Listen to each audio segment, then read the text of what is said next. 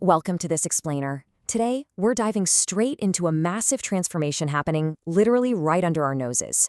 For decades, the financial world has been pretty neatly divided into these distinct lanes. You had your traditional banks and asset managers chilling in one lane, flashy consumer fintech startups in another, and the absolute wild west of cryptocurrency way over in a lane of its own. But right now, those traditional walls between banking, fintech, and crypto are rapidly collapsing. We are witnessing the great financial convergence, and it's going to fundamentally change how every single one of us interacts with our money. So, to really grasp the sheer scale of this shift, I want you to ask yourself a crucial question. What do a legacy asset manager, a European fintech app, and a crypto exchange actually have in common? On the surface, absolutely nothing, right? They serve totally different customers, they operate under completely different regulations, and they essentially speak different financial languages. But as you're about to see, these three seemingly unrelated entities are currently making aggressive moves that are entirely rewriting the rules of money. Here's our roadmap for this explainer. 1. Vanguard buys the plumbing. 2. Revolut upgrades the euro. 3. Coinbase funds your next house. And finally, 4. The new financial infrastructure. All right, let's jump right into part 1. Vanguard buys the plumbing, and how a TradFi giant is securing its future. $12 trillion. I mean, that is just a mind-boggling number, right? But that is the sheer scale of Vanguard's assets under management.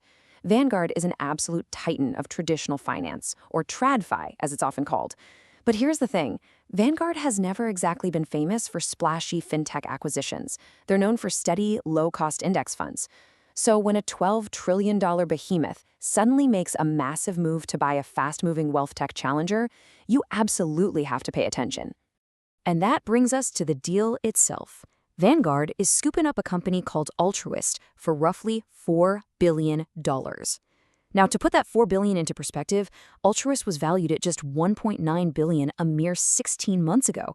So Vanguard is paying more than double that valuation today. And this isn't just a case of some massive asset manager buying software and promising vague synergies. No, this is a highly strategic land grab. Now, to understand why Vanguard just dropped $4 billion, you really have to look at who Altruist actually serves. They built a custody and technology platform specifically for RIAs, or Registered Investment Advisors. These are independent financial advisors who rely heavily on external platforms for the day-to-day plumbing of their businesses. Think things like account opening, trading, portfolio management, billing, and reporting. Altruist currently has more than 6,000 independent advisors running their firms on its platform. So by acquiring them, Vanguard is stepping squarely into territory that has historically been dominated by legacy giants like Charles Schwab and Fidelity. The strategy here, driven by Vanguard's CEO Salim Ramji, is crystal clear. Vanguard isn't just selling products anymore. Sure, they build an absolute empire by making investment products cheaper, but the game is changing. This is about more than just defending traditional asset management. Buying Altruist gives Vanguard a much bigger seat at the table, where advisors actually choose the technology, custody, and infrastructure surrounding those products. Vanguard isn't sitting around waiting for fintech to become a bigger threat. They're simply buying the plumbing that will define their next chapter. Moving on to part 2. Revolut upgrades the euro, bringing stablecoins to the masses. So the London-based fintech Revolut operates on such a massive scale, they essentially act like a heavyweight public company that just kind of forgot to schedule its IPO. And their latest move? It involves a wonderfully tangled web of partnerships. As our source material humorously points out, the back end of this strategy contains about 37% of the entire fintech cinematic universe. Just think about how interconnected this space has become lately. Stripe bought Bridge, Klarna has been exploring stablecoin rails, Circle turned stablecoins into a public market story. And now Revolut is jumping into the fray, utilizing these exact same interconnected networks. Okay, so here's the game plan. Revolut is rolling out EURR, their very first euro-backed stablecoin. They're kicking things off with select customers in Denmark, Poland, and Portugal, with broader European availability expected later this year. The token itself is issued through Bridge, which, as we just mentioned, is the stablecoin infrastructure company recently acquired by Stripe. And importantly, it's perfectly designed to maintain a strict one-to-one value with the euro, remaining fully compliant under Europe's comprehensive MiCA regulatory framework. This is a public fintech heavyweight putting its own branded token directly inside a massive financial super app. Now, why is this an absolute game changer? It really comes down to one crucial number: 75 million. Revolut has over 75 million customers and a recent valuation hovering around $115 billion. For the longest time, the crypto industry has been super focused on just creating tokens, but stablecoins don't need another crypto-native audience. What they desperately need is distribution. And Revolut, they already have it. The race is shifting from who can issue the tokens to who actually owns the customer relationship. Because the ultimate goal here is literally invisibility. Think about it. If you can effortlessly balance between your traditional bank balance, your debit card, your crypto, and on-chain euros without ever having to think about which financial rail sits underneath the transaction, that is where the magic happens. Stablecoins stop feeling like this clunky, niche crypto product. Instead, they just become invisible financial infrastructure. It becomes an everyday banking feature, completely seamless and fully integrated. Which brings us to part 3. Coinbase funds your next house. Magic internet money gets a 30-year mortgage. For years, the holy grail argument for crypto was always, hey, someday you'll actually use this for real-world financial stuff.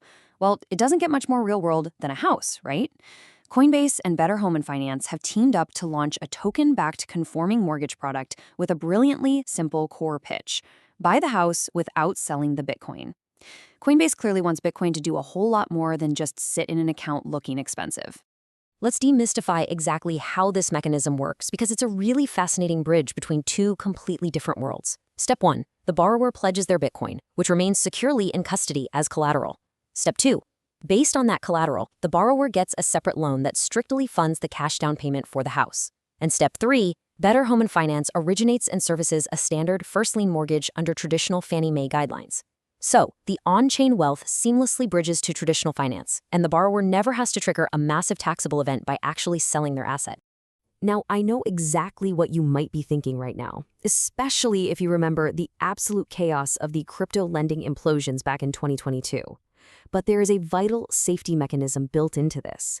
The structure of this mortgage product is intentionally designed to avoid traditional crypto-style margin calls. The collateralized loan remains outstanding safely, even if Bitcoin's price suddenly decides to reenact the final 20 minutes of the Titanic. It provides the genuine stability required for a 30-year real estate transaction. They've even built in some sweet financial incentives, like eligible Coinbase One members qualifying for a 1% lender credit up to $10,000. But the much bigger picture here is Coinbase's share evolution. You see, trading was just chapter 1 for them. By pushing into stablecoins, lending, payments, and now literal mortgages, they are aggressively expanding the plot. Coinbase's next growth story isn't just about convincing people to buy crypto, it's about making crypto genuinely useful as traditional collateral in one of America's largest financial markets. And that leads us to our final section, part 4, the new financial infrastructure, bringing it all together. This really illustrates the overarching narrative we've been tracking today. Look at the takeaways. Vanguard is proving that traditional finance is no longer ignoring fintech. They're outright buying up the underlying plumbing. Revolut is proving that consumer fintech apps are quietly integrating crypto stablecoins to leverage their massive distribution networks. And Coinbase? They're proving that crypto is finally maturing from a speculative digital token into highly usable collateral for traditional real-world assets. Traditional finance, consumer fintech, and crypto are no longer competing in separate isolated silos. They are actively fusing into one unified financial system.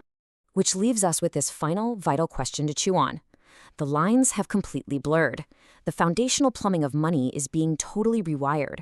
So as traditional finance, fintech, and crypto fully merge into a single invisible infrastructure, what exactly will your bank account look like in 5 years? It's a pretty fascinating future to prepare for. Thanks so much for joining me for this explainer, and definitely keep your eyes on where your money is moving next.